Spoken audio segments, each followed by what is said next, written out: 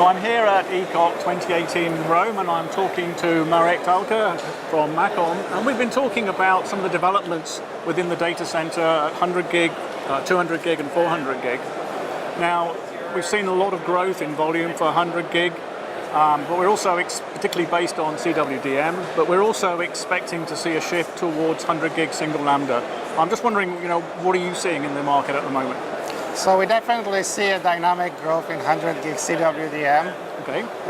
We expect at least 2 to 4x increase in volume from last year to the next year, based on what we're hearing from customers.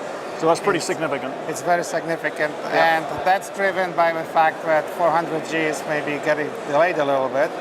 So customers do need existing technology which ships in production volumes to fill that gap. Right.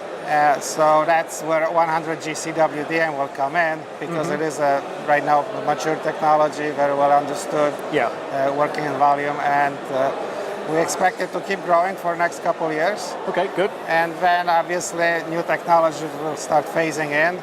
So those will be such as 100 gig single lambda, which will be coming in, 200G and 400G. Right.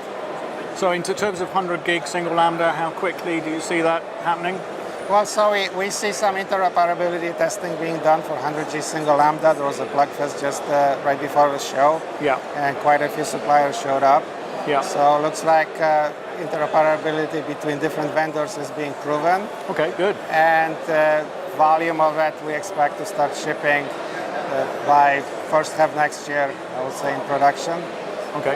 And again, there's a couple vendors shipping, including MACOM. We have some products for it also in terms of DSP and TIA, and we definitely expect to participate in that market. Right, and how quickly do you expect to see that volume grow? So it depends who you ask. Obviously, there are people who think it will grow very quickly. The question is it going to be a replacement for CWDM technology, or is it going to be just a breakout from DR4 application? It's hard to tell. I think it will become a replacement for CWDM over time, but it's not going to be an overnight shift because of a lot of existing deployment of CWDM and backwards compatibility which will be required. Right. But with some new greenfields, I think the cost structure of single lambda 100G will have an advantage, or sufficient advantage, over CWDM to facilitate a large growth. Sure, and that kind of brings me on to my second question, which is around 400 gig single lambda. There were quite a few announcements at OFC. So in terms of 400 gigs, so that's 4 by 100, how quickly do you see that taking off, or do you see 400 being deployed at 8 by 50? So there is some 8 by 50 400G shipping already. But this is in lower volume, and I think it will stay in lower volume. These were early deployments of 400G technology. The high volume, I believe, will come with 4-lane 100G, which will either be DR4 parallel or FR4. Initially DR4. Okay. And that will be used both as a breakout technology to 100G as well as intermediate link types that reaches 500 to 2 kilometers. Right. And how soon will it come out? A lot of people expected it to be in volume by now. I think we're still maybe a year to 2 years away from high volume production or early production volumes of 400G. Right. So do you expect that to be slightly behind the 100 gig single lambda, or pretty much the same time? So if you look at a breakout technology, they will have to come out at the same time. Because you will need 400G DR4 hooked up to 100G. But for volume deployment of native 400G, I think it will follow single lambda 100G after. Okay. And I guess that brings out the question of what happens at 200 gig, because obviously that's 50 gig PAM4 times 4. Do you expect that to be a high volume technology, or do you see that as an interim technology? How do you see that rolling out? Yeah, that's a very good question too, because at one point in time 200G was like a forgotten technology, right? However, because 400G did get delayed, there is a lot of new interest in 200G from a couple large volume cloud data center providers.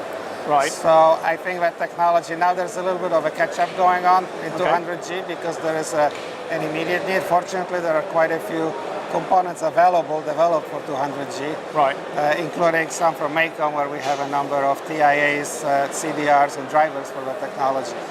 So the good news is that module vendors can catch up pretty quickly by using these existing silicon solutions. We would expect some deployments by second half next year. Okay. And because there are some pretty sizable end customers interested in it, I believe it's going to be a pretty sizable market. Okay. But at the same time, it will be an intermediate technology between 100G and 400G. So it's a stopgap technology, but it's going to be a sizable stopgap technology. Right, and do you see much of a delta between sort of 100 gig and 200 gig in terms of cost? Between 100G CWDM and 200G, if you look at the cost of components themselves, there is the 100G already got to the point of very high integration. Sure. Including CDRs and drivers and TIAs and CDRs integrated.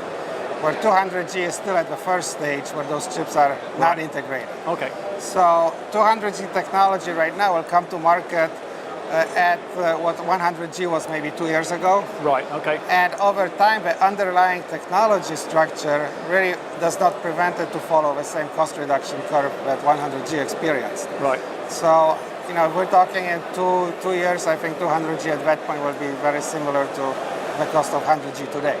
Okay. Great. Right, well, thanks very much. Very good talking to you. Thank you for your time.